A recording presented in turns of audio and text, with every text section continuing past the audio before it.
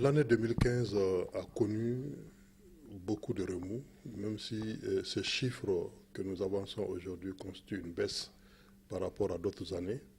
Effectivement, courant 2015, il y a eu beaucoup d'expulsions de nos compatriotes, surtout en provenance des pays africains, des pays asiatiques, notamment l'Arabie Saoudite. Et le chiffre de 1100 à 1300 pour prendre en charge les derniers rapatriements de nos compatriotes du Gabon, effectivement, nous interpelle. Nous interpelle dans le sens de la solidarité africaine. Comme je l'ai dit, le plus grand rapatriement, expulsion, se font en Afrique.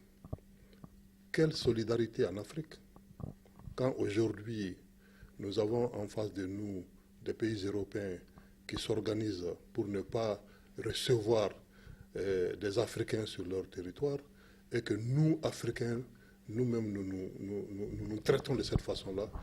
Je pense qu'il y a lieu de s'interroger de cette notion de solidarité africaine.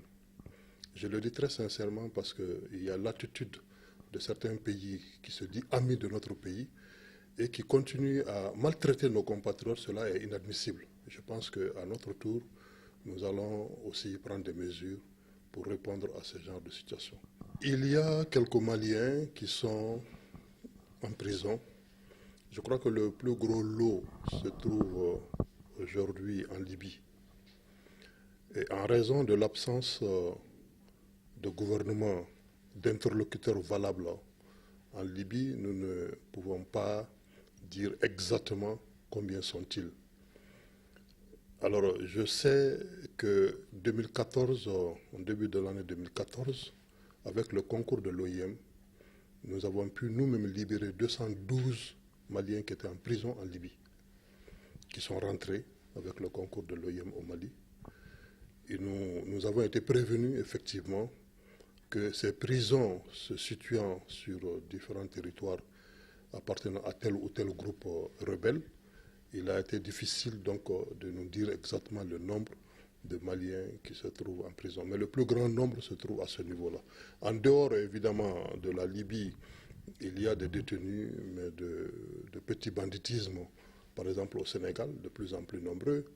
Il y en a un peu en Tchéquie, mon attention a été arrêtée sur un cas, et aux États-Unis, un autre cas, etc., etc. Donc il y a quelques cas de prisonniers quand même maliens détenus dans certains pays. Nous travaillons beaucoup en intelligence avec l'ensemble de nos services diplomatiques et consulaires pour prévenir le maximum de cas.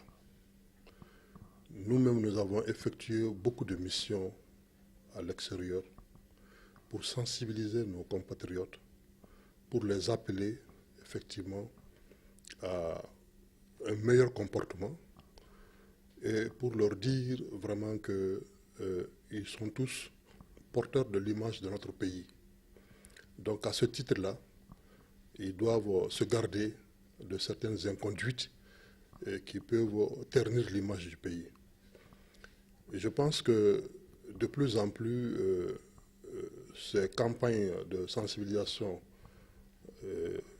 d'information que nous menons dans les différents pays du monde portent fruit, parce que lorsque nous faisons des comparaisons avec les années antérieures, on se rend compte aujourd'hui que en plus on a un meilleur comportement, les Maliens. C'est peu d'ailleurs à cet égard que comparativement à d'autres communautés, les Maliens sont très corrects comparativement à d'autres communautés.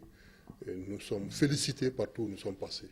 Les autorités des différents pays d'accueil apprécient très hautement d'ailleurs la qualité de citoyenneté du Malien. Donc je peux leur dire ça et donc j'en appelle davantage à ce sens pour que de plus en plus ils aient ce comportement de dignité et ce comportement d'honneur dont vraiment le pays regorge encore comme leur source d'inspiration. Donc je pense très honnêtement que cela est utile. Le sommet de Malte était le sommet des chefs d'État sur la question africaine et européenne sur la question de la migration. Les débats ont abouti à la reconnaissance globale de la nécessité de lutter contre les causes profondes de la migration. Pour cela, l'Union européenne a décidé de mettre un fonds fiduciaire en place pour mobiliser ces ressources-là afin de s'attaquer à la cause de la migration. Il se trouve qu'aujourd'hui, notre département est fin prêt avec les projets que nous avons déjà soumis au niveau de l'Union européenne. Et je crois que la première réunion de sélection des projets aura lieu le 14 de ce mois-là, janvier, donc dans quelques jours. Nous espérons que nous sommes éligibles au niveau de ce fonds-là.